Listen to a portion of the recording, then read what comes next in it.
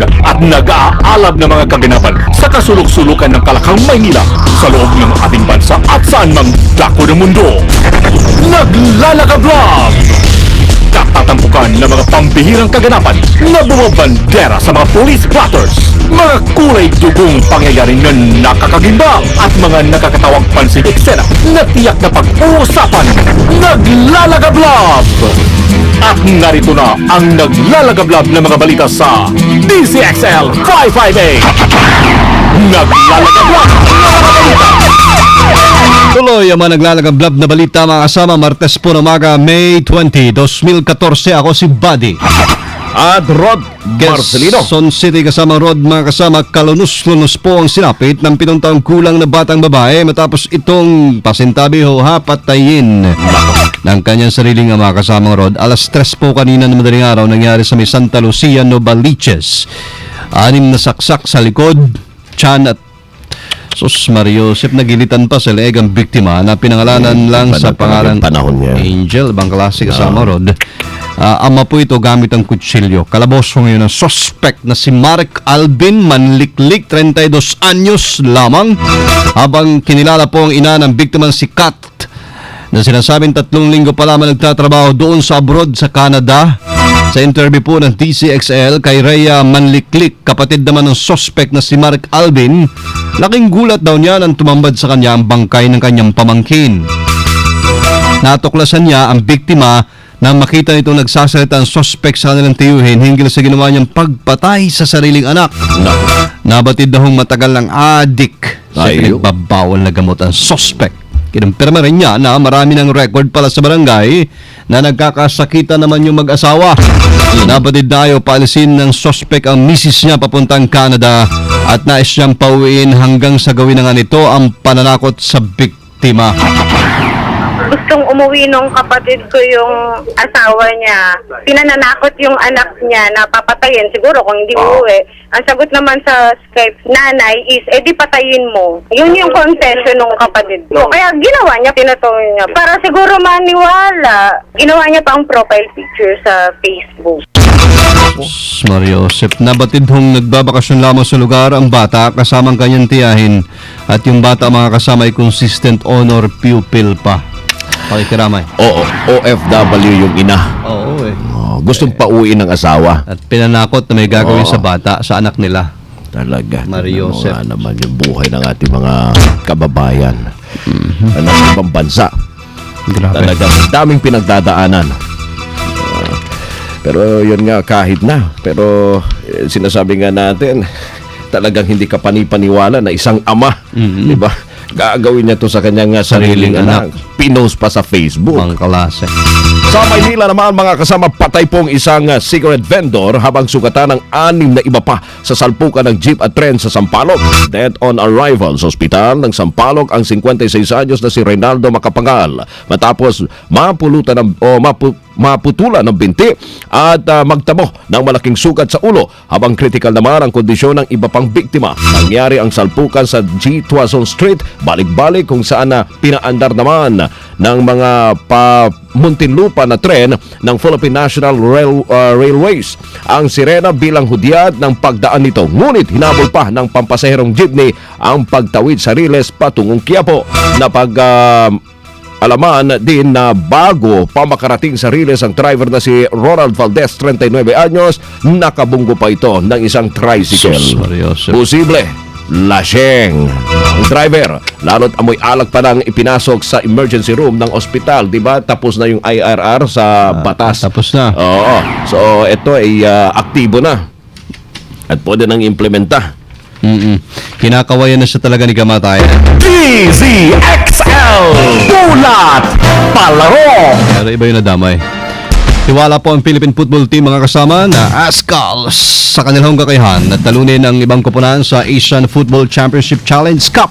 Di kahit aminado si Ascal striker Phil Young Husband na hindi madali ang paipaglaban sa ibang koponan dahil marami pa rin magagaling na team ang kasali. Kailangan daw nilang pag-aralan ng laban ng iba pang team para malaman ang strength at weaknesses na ito. Inman tiwala si Young Husband na lalo pang lumakas ang kanilang koponan dahil sa pagbabalik ni Stepan Schrock at iba pang players na kasali noong 2012. Napagalaman na ang Team Ascal ay kasali rin sa Group B Kasama ang koponan po ng Afghanistan, Laos at Turkmenistan sa AFC Asian Cup sa Maldives. Shabis! DZXL Bulat Palaro. Yan na siya. Nakalawa.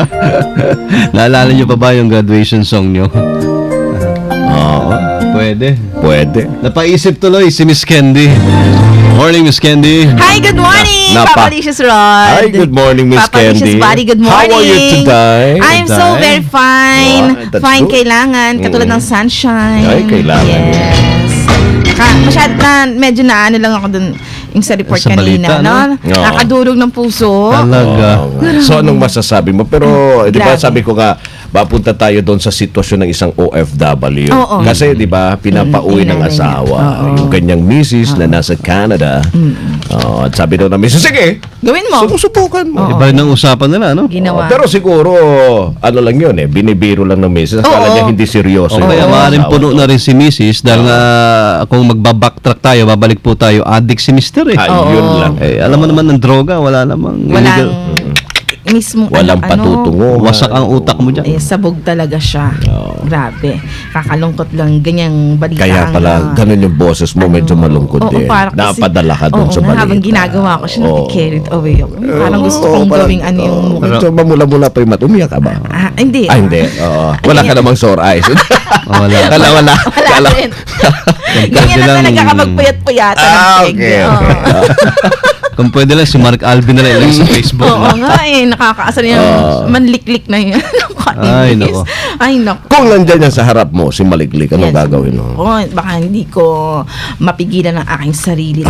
Matadtad ko rin yung mukha niya. Grabe, ha? At gagamitin ko ay siguro mas maganda para mas matagal, cutter. Cutter. Dahan-dahan yan. Dahan-dahan. Yung masyado naman tayong brutal din. buhusan mo ng suka. Asido. Grabe na. Saka asin. Nagigil tayo.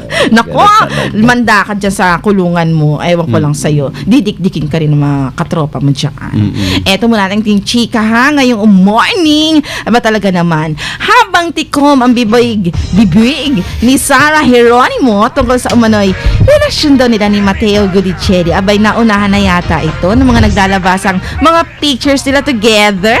O, diba? Kumakalat kasi ngayon sa internet ang post ni Ryan Agoncillo sa kanyang Instagram account ng larawan na kuha matapos ang race na kanyang sinalihan. Magkasama dun sa picture si Judy Ann Santos at si Ryan. Tapos, sa bandang side naman, si Sarah at saka si Matteo. O, diba? Para tuloy napaisip ang mga netizens na, uy, may something ano kaya to? Bakit sila magkasama dun sa naturang event na yun at magkakasama pa sa picture? O, diba? Talagang meron silang parang special nasamahan na hindi pa natin masyadong makumpirma dahil ito nga si Sarah ayaw magsalita sa totoong status nila ni Matteo. Abat ngayon nagkaroon ng 3,000 likes ito sa mismong Instagram account ni Ryan at marami na rin at nasa 5,000 likes na rin ito sa kanyang Facebook. O, diba? Talagang parang ang dami-daming sumusuporta dun sa kanilang relasyon kunyari. Pero hindi ko ma-confirm yan. Karamihan naman sa mga comment ay pabor sa umanay relasyon ni Sarah at Matteo. At kung magbunman yan, edi masaya, happy lahat. Itong si Matteo na link kay sino to? Kay Sige, kaya mo yan, Miss Candy. si Maha Salvador. Si Maha. O, diba? Parang nagsishare-share na sila. Talaga sa showbiz. Tikiman tayo. Pag may maha bukas, cupcake naman yan. Diba? Leche flan Leche naman. flan naman. Oo nga, ganun talaga. Ganun talaga. Ganun mga desserts. Pabago-bago. Yeah, diba? Buko salad lang yan. Oh, yes. Grabe na to. Halo-halo din para sa Tagines. Para mas Pinoy ang dating. Local na local. Local na local. At yan po ang ating latest showbiz chika ngayong Monday ng Tuesday. Morning ng Tuesday. Pwede yan. Hindi, Atras Isang talaga linggo pa ako. naman dito. Backtrack din siya. Monday. Ay, kahapon Monday, ngayon Tuesday. Move na tayo. Martis na ngayon hindi na Lunes. Pabilisan natin ang araw, ha? Okay, yan po ang nag-iisang Daldakila. Ako pa rin po yun, Miss Candy Tatak. FM. And Na-carried away lang talaga siya. kakainis kasi si Yes, Dick. Ay, no. Bye! Thank you very much, Candy. DZXL Ulat Trapiko. Sitwasyon naman ng trapiko mga kasama dyan po sa may Viluna. Nandyan ang ating kasamang Silver Pie. Hi, good morning. Hi, Rod at kasamang buddy. Ang daloy ng trapiko dito sa kahabaan ng Viluna. Modulated din doon, ay? Oo.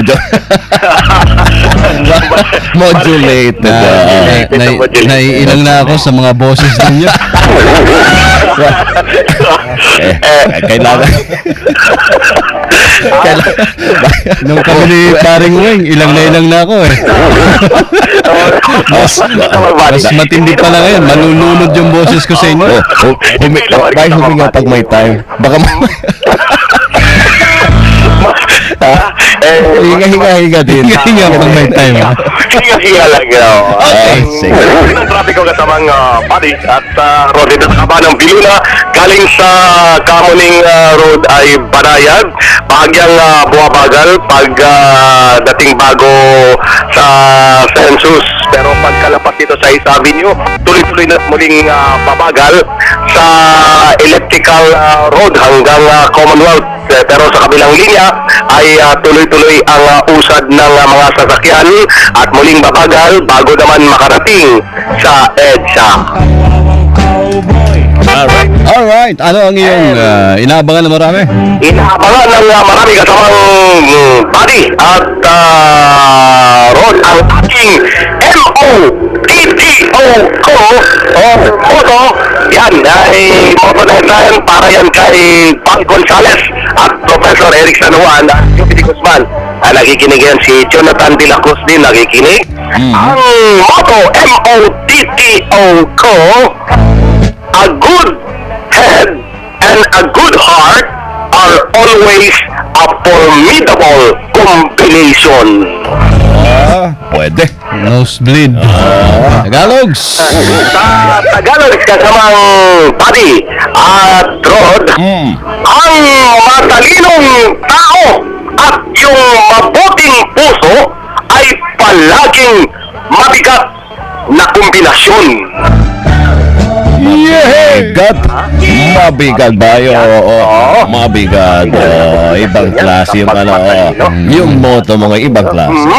Matindi. Mas matindi yan. Mas matindi. Ito, isang linya lang.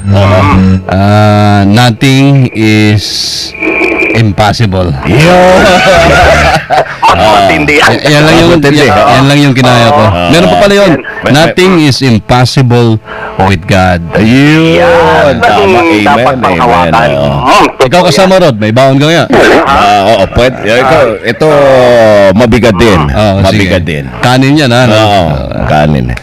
Honesty is the best policy.